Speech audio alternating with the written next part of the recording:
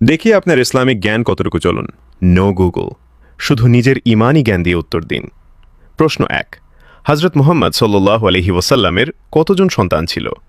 এ 6 জন, B 7 জন, C 5 জন। সঠিক উত্তরটি হবে অপশন বি 7 জন।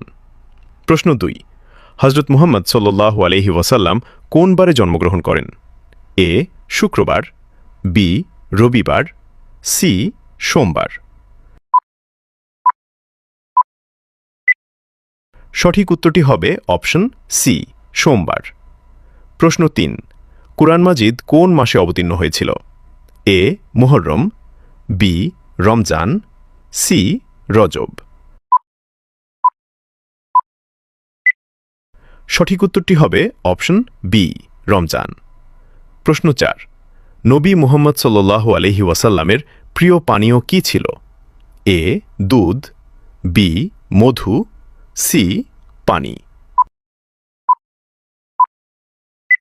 ইসলামিক চ্যানেলটি ফলো করুন এবং দাওয়াতের কাজের অংশীদার হয়ে যান। সঠিক উত্তরটি হবে দুধ। আপনি কয়টি প্রশ্নের সঠিক উত্তর দিতে পেরেছেন? কমেন্টে অবশ্যই জানাবেন। এই জ্ঞানটি শেয়ার করে আপনিও সাদাকায়ে জারিয়াহর অংশীদার হন।